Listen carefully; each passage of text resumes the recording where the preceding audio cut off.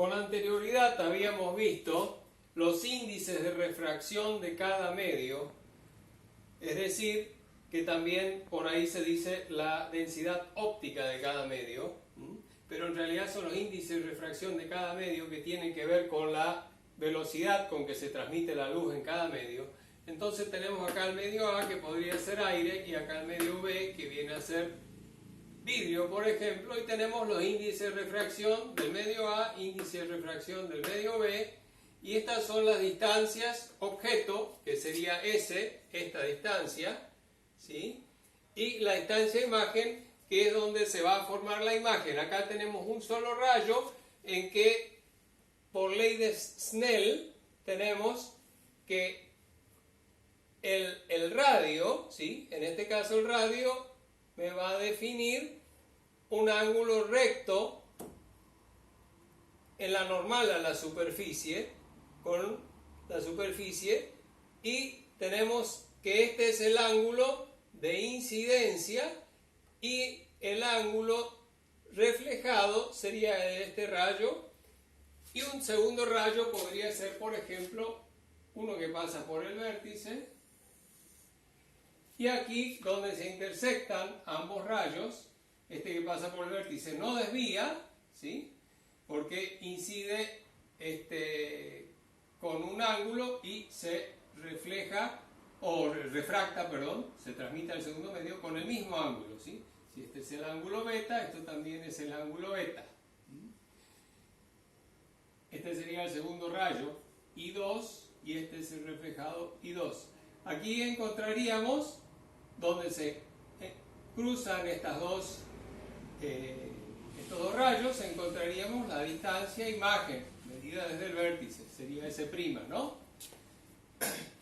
Por lo tanto, tendríamos en esta ecuación el radio de curvatura, habíamos visto positivo, ahí vemos la importancia de considerarlo positivo o negativo, y esta es la ecuación del aumento lateral de la dioptra, o sea, si esta imagen va a ser más grande o más chica que el objeto.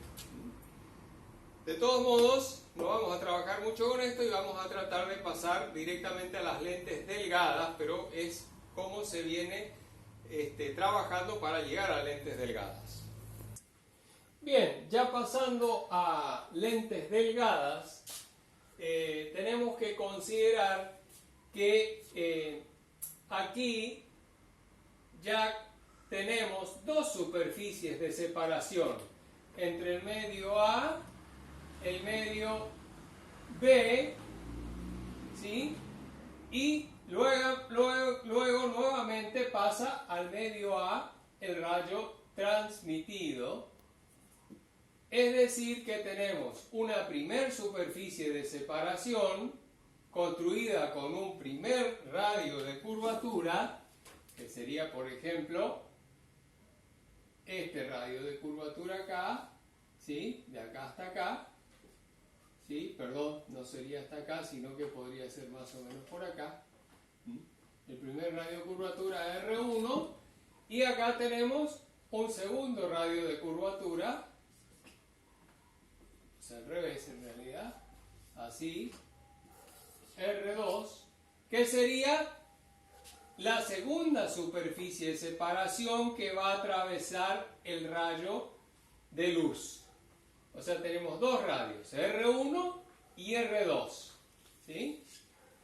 El radio de la primer superficie de separación y el radio de la segunda superficie de separación, que es la segunda que atraviesa el rayo en cuestión. Entonces, esto es para considerar en la ecuación de Gauss para lentes delgadas, que vamos a ver un poquito más adelante. Lo primero que vamos a considerar es que, por ejemplo, rayos paraaxiales paralelos al eje óptico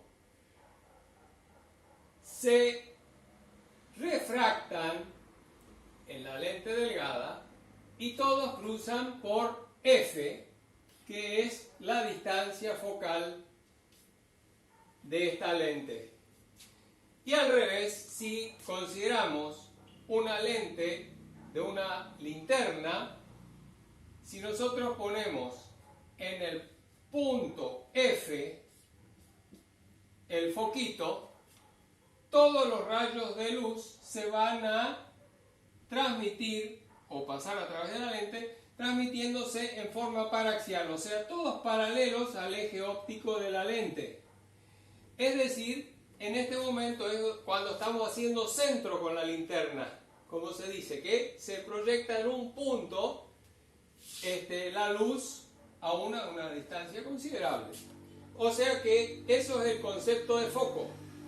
O sea, tenemos dos focos, ¿sí? Y las distancias focales, si usamos la misma lente, estas distancias focales, desde la lente hacia el foco, ¿sí? Esa distancia focal es exactamente la misma de ambos lados. No importa la forma que tenga la lente, porque hay varios tipos de lente. En este caso, la lente es con dos superficies parecidas, pero puede también ser una lente con una superficie plana y otra curva, ¿sí? Entonces esta, por ejemplo, tiene un radio infinito, porque se encuentra infinito para dar una recta, ¿sí? Tiene que estar en el infinito el radio focal. A partir de aquí ya tenemos conocimiento que hay dos radios y vamos a escribir la ecuación de Gauss para lentes delgadas. Bien, la ecuación de Gauss para